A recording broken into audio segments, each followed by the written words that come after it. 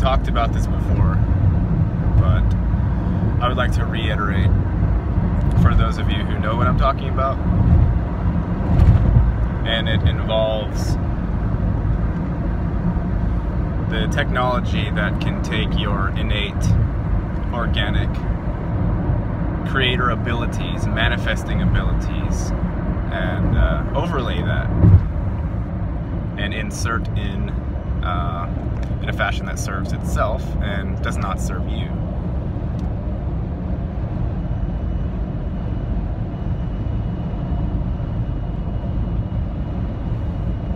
So when these things happen, or when they try to happen,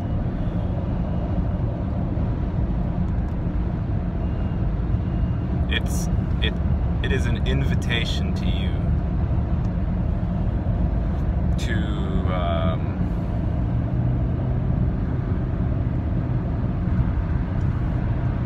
accept the mental foreplay that normally stays dormant in your mind and doesn't spill out onto your manifest world. It's an invitation to allow that to spill out, right? Normally, if you have a thought like, oh, I wonder what it would be like if my car sprouted wings and I flew up off the ground. You know, we imagine things, right?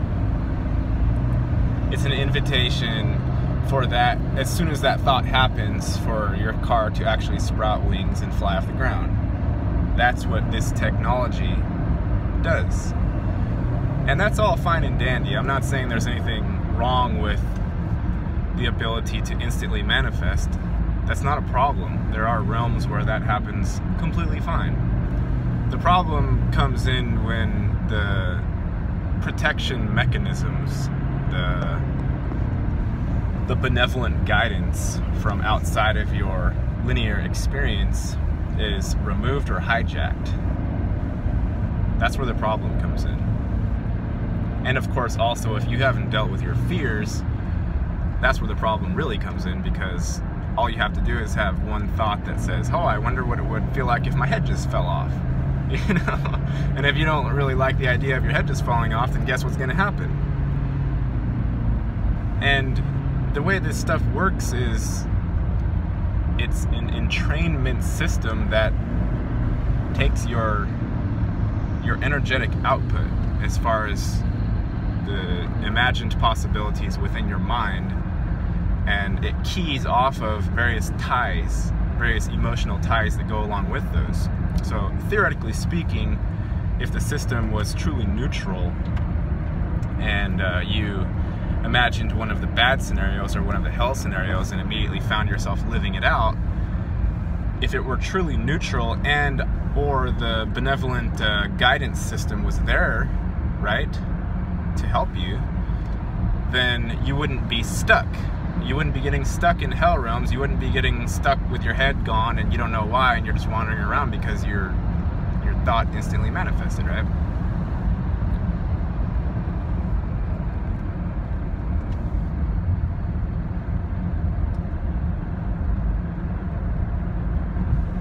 And really, you know, the technological copycat version of what people can do, the original essence does naturally, right? They're not a problem in the long run, because still at the end of it all, it's just existence doing what it does. It's experiencing itself in all the various infinite forms. But if you're going to particularize the examination of what's happening down into the fact that there is some sort of energy harvesting that ties in with that overlay, that copycat system, without the guidance, then you find that having these types of experiences not only is extremely traumatizing and mentally fracturing to you, the whole bag of worms is there, you know, the feeling that you're alone and isolated. You might feel like you're the only one in the universe and all of life is a bag of shit, but then that's a very bad way of describing what that actually feels like. if you're getting into those sorts of mind states, this is why people kill themselves. The thing of suicide is only,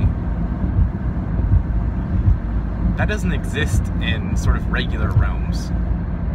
This particular realm is very special and very full of, it's not as bad as it used to be, but there's so much manipulation. It's as if, you know, outside of the realm, whatever, you decided that you were going to go take on the toughest challenge in all the universe and see if you could get through it or win the game or whatever you imagine is going on in there.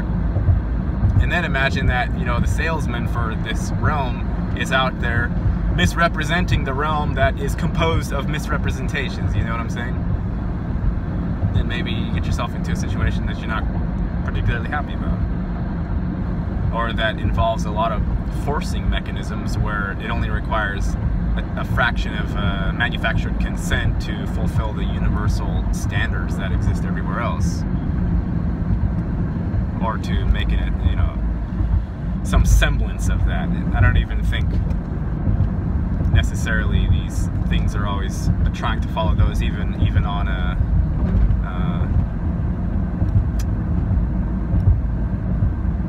I don't know what the word is for it, but on a guise of consent. I don't even know if they're necessarily doing that. I do know that the ones that do that pay their dues, you know, like that has never changed anywhere in all of history or all of eternity. The fact that if you manipulate another, you're going to be getting something back in a direct, well, maybe not direct, but in an equal and opposite way. And what you give out that is wholesome and supportive to those around you, you get that back as well. That part doesn't happen as well in this realm, just because of the massive amounts of distortion and manipulation that are inherent to the place. But the main reason I'm making this is that those of you who know what I'm talking about, that invitation to go down, and drugs can get you into that state as well as simply it happens. It's not something that's necessitated by drugs. People get into that state by meditating. There are numerous ways in which you can sort of slip into that, and if you don't know what you're doing, or if you lose your core sense of self, your core continuity or coherence, you can get lost in it. And especially if it's turning into hell realms, you can get lost, you know. Always, for me, the fix to it is removing from the situation completely, even as far as projection or fear or anything. And it really comes down to, for me, it came down to that I had to accept all of the stuff. I had to accept that I might be dismembered, or I might be tortured, or I might be killed, or whatever. Because in these experiences, that's what happens numerous times. And when you come back to sort of regular life, your mind blocks out the parts that were too traumatic. But I know what it is, and I know that when those situations are trying to happen, the fix is just what you're supposed to be doing when you're meditating. It's just staying present. There's nothing complicated about it. Staying present and accepting life as it is. Accepting the existence as it is. Be in the heart, be in compassion, be in empathy. And that literally is the fix. Always. It always has been. There's never any technology that's going to fix it. There's never any methods or systems, or nobody's going to save you. There's no saviors. There's just go back to being present and go back to that eternal stillness, silence, which is the true nature of existence, out of which births all of the physicality and the stuff, and, you know, the having fun and playing and all the bad stuff too also gets birthed out of that. But that's just because it's dual.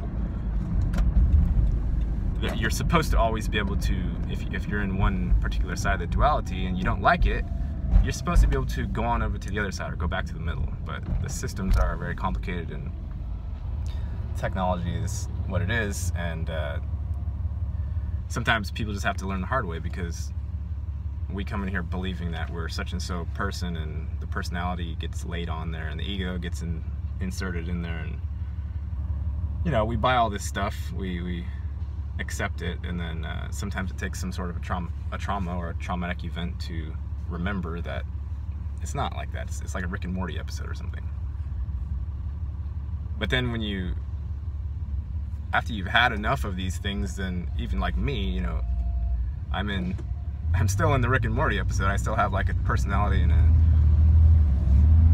you know, a storyline and all that, blah, blah, blah. But that part has not become valuable to me anymore. That part has faded off in value, and the part that's valuable to me is my sense of aliveness that I have within. And that's what I'm in, or the stillness, or the silence, or the void, or whatever. The true void, not the terrifying void. The true ground of being is not terrifying at all. It's just, it's not anything. It's just what it is. If you ever see things happening, if you see movement, if you hear sound, you see people running around, okay, you're in the dream world. That's not the true reality. It doesn't mean that the dream world is bad because we like form and we like playing and we like having sex and we like all these things. We like the emotions, we like all that stuff, but it's when you forget that it's not a none of it. There's no part of it that's real. There's never anything that's like solid. Matter itself isn't solid. None of it's the whole thing is an elaborate like divine game or something, but we get caught up in it, and you know, somebody tells us to be scared, so then we get scared and off to the races, you know. Get some fear in you, get a little bit of that technology going, and then voila, you have some crazy ass shit going on. Anyway, just some thoughts. Still lots of energy flying around and whatnot, but it's a little better today.